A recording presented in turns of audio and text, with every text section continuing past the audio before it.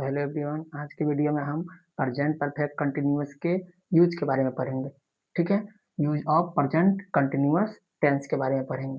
ठीक है, तो देखिए रूल 1 हमारा कह रहा है प्रेजेंट कंटिन्यूअस टेंस में कि प्रेजेंट कंटिन्यूअस टेंस का प्रयोग कंटिन्यू एक्शन के लिए किया जाता है। अर्थात प्रेजेंट कंटिन्यूअस टेंस की अगर हम बात करें यूज की, तो प्रेजेंट कंटिन्यूअस टेंस का उपयोग जो है, ठीक है, वह किसी भी एक्शन को कंटिन्यू करने के लिए किया जाता है, अर्थात दोहराने के लिए किया जाता है। ठीक है, और नोट कह रहा है कि इस प्रकार के सेंटेंस में जो है वो time expressing word now, this time, this year, this evening, recently, tomorrow, tonight इत्यादि लगा होता है। ठीक है, चलिए अब इसकी एग्जांपल की बात कर रहे थे। तो यहाँ एग्जांपल लिखा है ही इज डैश नाउ।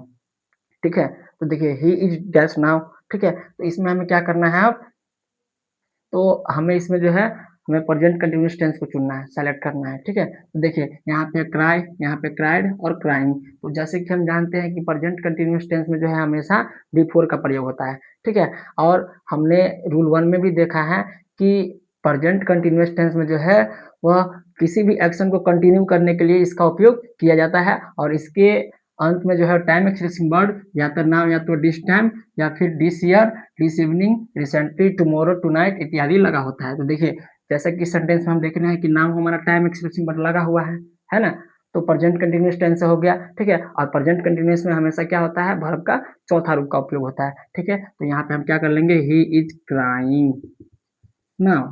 ठीक है, अब चलिए दूसरा एग्जांपल की बात कर लेते हैं। तो दूसरा example he is dash to meet his brother tonight, यानी he is dash to meet his brother tonight. ठीक है, तो इसमें भी हमें क्या करना है, देखिए लास्ट में हम देख रहे हैं कि यहाँ टाइम एक्सप्रेशन में टुनाइट लगा हुआ है ना, रूल 1 के अकॉर्डिंग। ठीक है, तो ये भी हमारा प्रेजेंट कंटिन्यूअस टेंस हो गया है ना। तो प्रेजेंट कंटिन्यूअस टेंस के साथ हमेशा क्या होता है, बिफोर का प्रयोग होता है। तो हम क्या करेंगे, he is going to meet his brother tonight, यानी आज रात वो अपने दोस्त से मिलने जा रहा है, सॉरी अपने भाई से मिलने जा रहा है। ठीक है, अब तीसरा एग्जांपल देखते हैं, she is dash English this year.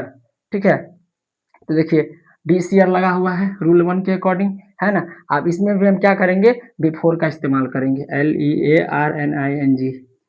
तो देखिए हमारा सेंटेंस बन गया, she is learning English this year. ठीक है, अब देखिए रूल 2 कह रहा है कि प्रेजेंट कंटिन्यूअस टेंस का प्रयोग नियरेस्ट फ्यूचर को एक्सप्रेस करने के लिए किया जाता है। अर्थात प्रेजेंट कंटिन्यूअस टेंस का प्रयोग जो है वह निकट भविष्य को एक्सप्रेस करने के लिए किया जाता है। अर्थात वैसी कार्य, ठीक है, वैसी कार्य जो रिसेंटली में होने वाले होती है।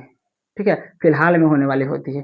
जैसे कि हम इस सेंटेंस में देखते हैं, she is dash to Patna next week, यानी वह जो पटना जो है वो अगले वीक, अगले सप्ते जाने वाला है या जा रहा है। ठीक है, तो देखिए सी इज अब प्रेजेंट कंटिन्यूअस से हमारा सेंटेंस प्रयोग होगा तो उसमें भी फोर लग जाएगा। तो देखिए इसमें से हम क्या करेंगे, गोइंग लगा देंगे, तो हो गया she is going to Patna next week, यानी वह अगले सप्ताह जो है पटना जा रही है। ठीक है, अब दूसरा एग्जांपल देखते हैं, they are dash to Delhi tonight. तो देखिए they are dash to Delhi to night.